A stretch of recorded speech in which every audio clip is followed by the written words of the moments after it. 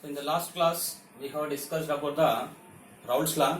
According to the Raoult's law, the partial vapor pressure or the vapor pressure of the solution is directly proportional to what? Mole fraction. And now based on the Raoult's law, the solutions are mainly classified into two types. What are the main classification of the solution is ideal solution and non-ideal solutions. Based on the Raoult's law, the solutions are classified into two types, ideal solutions and non-ideal solutions. And now what are ideal solution, what are non-ideal solution? Ideal solution is a solution which obeys the Raoult's law over the entire range of concentration. Over the entire range of what? Concentration. What is the meaning of this? Means they obeys the Raoult's law over all the concentration. If you change or if you dilute the solution or if you concentrate the solution, it should follow the Raoult's law. That type of the solutions are called as what solution? Ideal solutions. And now, what are the characteristics of the ideal solution? The first point is, according to that ideal solution, the partial pressure of the or the vapor pressure of the component A. See what these A and B. For example, here if you prepare a solution, I am preparing a solution of AB, and in these two components are there. Minor component A solute and the major component B is what? Solvent. We are preparing a solution of AB, two components A and B.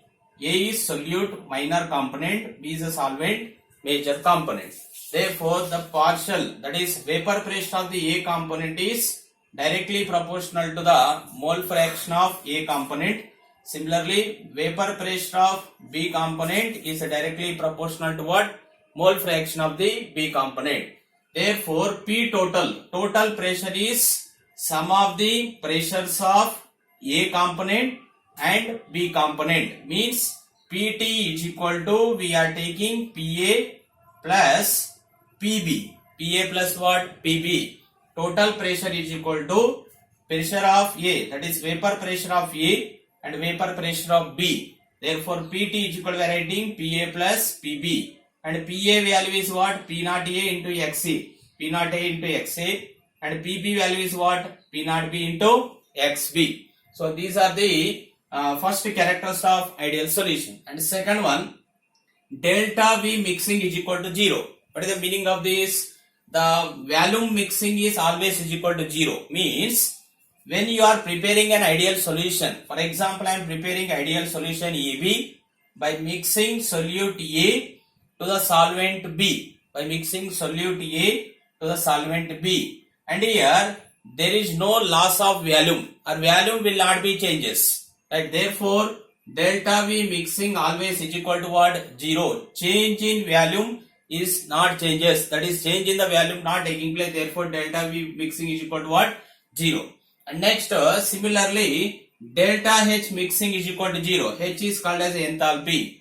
Means, delta H mixing is equal to 0. What is the meaning of this? See, when you are preparing again ideal solution of EB, by mixing solute A to the solvent B, there is no loss of heat and there is no gaining of heat. Therefore, heat loss cannot take place and heat gaining cannot take place. Therefore, delta H mixing always is equal to 0. Means enthalpy change value is equal to what? 0. This is the third point.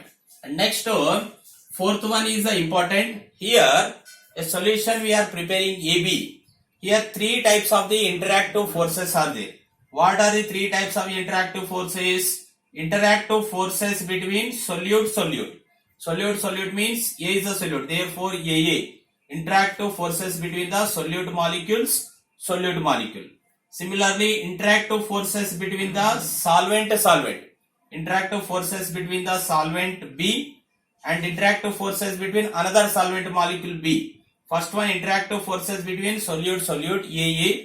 Second one, interactive forces between solvent BB. And third, one more type of the interactive forces, that is the interactive forces between solute and solvent. Therefore, fourth point is the forces of the force of interaction. Otherwise, interactive forces between solute and solvent always is equal to the sum of the interactive forces between solute and solvent. Therefore, FAB means forces of interaction between solute and solvent is equal to the sum of the interactive forces between solute and solvent. Therefore, FAB is equal to FAA plus FBB. AA are the interactive forces between solute. BB are the interactive forces between solvent. AB is the interactive forces between solute and solvent. So these are the main four characters of ideal solution. Once again you see that ideal solution, these are the solution which obeys what? Raoult's law. First point here, the vapor pressure is always directly proportional to what? Mole fraction. Each component vapor pressure is directly proportional to the mole fraction. Second, there is no change in volume during preparation of ideal solution. Next, there is no loss of heat or gaining of heat during the preparation of ideal solution. Next, the force of interaction between solute and solvent. Some of the forces of interaction between solute and solvent always directly is equal, that is equal to the sum of the interactive forces between solute and solvent. And this is the fourth point. And next one, example we are taking for this, N-hexane and N-heptane. Next, benzene and toluene. These two are also non-polar solvent and these two are also non-polar solvents. And now we will see next type of the solution based on the Raoult's law, non-ideal solution. What are non-ideal solution? These are the solutions which does not obey the Raoult's law over the entire range of concentration. These solutions are obeying the Raoult's law and these solutions are not obey the Raoult's law. Next, characteristics. Here the vapor pressure is not, either it may be less than or greater than the mole fraction. Therefore, we are writing PA is greater than P0A into XA, PB is greater than P0B into XA. Otherwise, PA is less than P0A into XA, PB is less than P0B into XB. Means vapor pressure is not always is equal to the or not always directly proportional to what? Mole fraction. Either it may be less than the mole fraction or greater than the mole fraction. Based on that, means here non-ideal solutions are not following the Raoult's law. Therefore, they are showing two types of the deviation. Those deviations we will discuss clearly. They are named as, that is, positive deviation from the Raoult's law and negative deviation from the Raoult's law. And now second point. Here I think you understood this. This is the partial, that is vapor pressure is either it may be less than or greater than, that is it is not always equal to the mole fraction. Second, the volume change. The volume change is always not equal to the zero. It does not equal to the zero. Means there is a increase in the volume or decrease in the volume taking place during the preparation of non-ideal solution. Next, delta H mixing is also not equal to 0. Means, so when you are preparing an ideal solution by mixing solute and solvent, there may be loss of heat or gaining of the heat takes place. Therefore, enthalpy change not equal to 0. And one more important point we have already discussed here.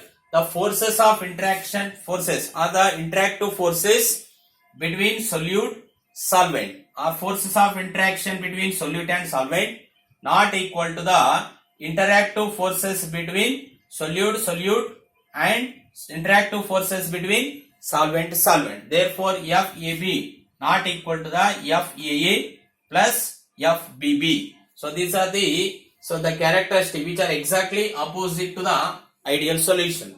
That is, next example you are taking ethyl alcohol plus water. These two are polar solvents. Next we are taking phenol and aniline. So these are the examples for what? Non-ideal solution. Based on the Raoult's law, they are classified into two type of the solution, ideal solution and non-ideal solutions.